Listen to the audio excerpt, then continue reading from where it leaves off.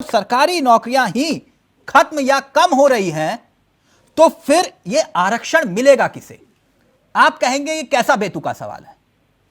इसका एक आधार मैं आपको देता हूं। एक रिपोर्ट के मुताबिक पब्लिक सेक्टर जो सिर्फ 4% रोजगार देता है, इससे बेरोजगारी की समस्या का समाधान नहीं हो सकता। सरकारी क्षेत्र में लंबे समय से खाली पद पड़े हुए हैं, यह सब जानते हैं। सार्वजनिक रूप से सरकार ने भी इसे स्वीकार किया और अब 1.5 साल में 10 लाख पद भरने का ऐलान देश के प्रधानमंत्री ने किया।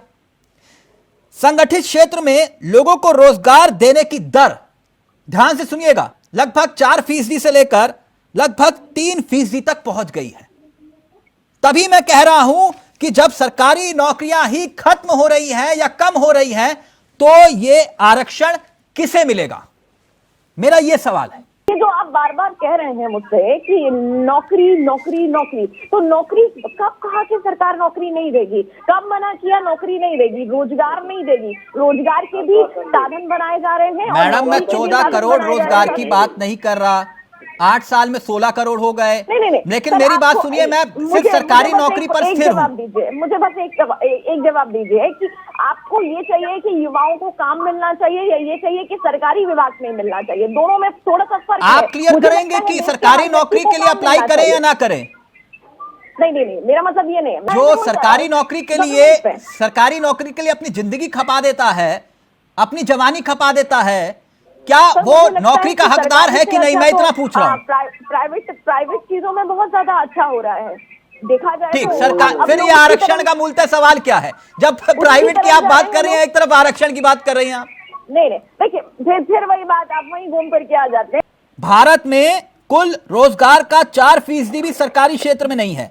चीन और अमेरिका जैसे दूसरे देशों में सरकारी क्षेत्र का रोजगार प्रतिशत 10% है। मेरी बात को समझिएगा, भारत में पहले ही नौकरी कम है, ऊपर से 1 करोड़ के आसपास पद खाली पड़े हैं।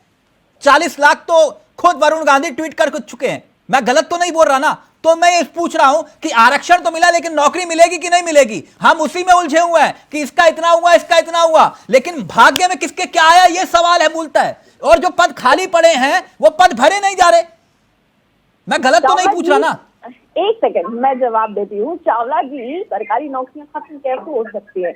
और अगर मैं पहले से लेकर के अभी तक की बात करूं तो जितनी सारी नौकरियां कांग्रेस ने अपने पूरे शासनकाल में नहीं दी हैं, वो हमारे 2014 से अभी तक पूरा हो गया है। पद कौन भरेगा? तो आप मुझे बता सकती हैं कि देश में सरकारी नौकरी में पद कितने खाली पड़े हैं?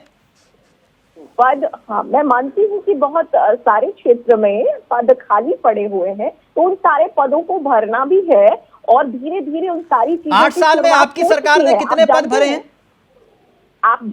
नहीं, ऐसा नहीं है। आप तो कहेंगे तो फिर 2 साल इसको कोरोना से भी हटा दीजिए। मैं 2 साल कोरोना के भी हटा देता हूं। आपकी सरकार में कितने विज्ञप्तियां हैं और कितनी आपने नौकरियां दी?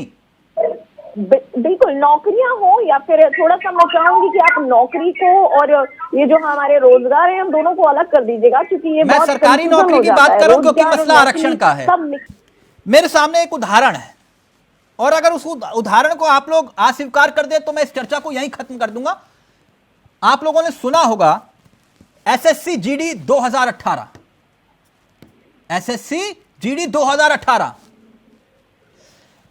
हजारों अभ्यर्थियों का मेडिकल हो गया। मेरे भाव को समझिएगा, हजारों अभ्यर्थियों का मेडिकल होने के बावजूद उनकी ज्वाइनिंग नहीं हुई। कई अभ्यर्थी आज की तारीख में ओवर एज हो चुके हैं।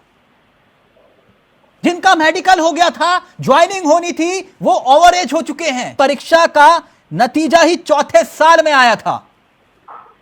हम किस आरक्षण की बात कर रहे हैं? 10% आरक्षण की अच्छी बात है, लेकिन परीक्षा का नतीजा 4थे साल में आया, 2021 में। और अभ्यर्थियों का हाल यह हुआ कि पैर में छाले पड़ गए, सैकड़ों मील पैदल चले और उन्हें नौकरी तक नहीं मिली।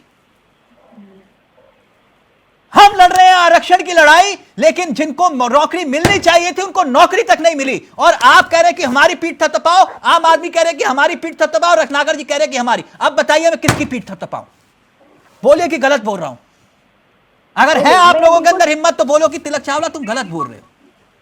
कंचन जी, ये था मेरा मूलतः सवाल। मैं ये बिल्कुल नहीं कहूंगी। आपने रामचरितमानस में एक चौपाई सुनी होगी, झूठा ही लेना, झूठा ही देना, झूठा ही भोजन, झूठ चवेना। लेकिन मैं आपसे एक बात कहूंगी कि भारतीय जनता पार्टी की तरफ से जो भी बातें हुई हैं या जो भी कहा गया संकल्प पत्र में जो भी रहा है, रामचरितमानस में यह भी कहा था कि प्राण जाए पर वचन ना जाए, प्राण जाए पर वचन ना जाए। Please continue. 2 करोड़ नौकरी कभी ना मिल पाए, 2 करोड़ नौकरी प्रतिवर्ष कभी ना मिल पाए। कंचन जी, मेरा यही तो सवाल था कि आरक्षण की हम बात कर रहे हैं, नौकरी की तो बात ही नहीं कर रहे।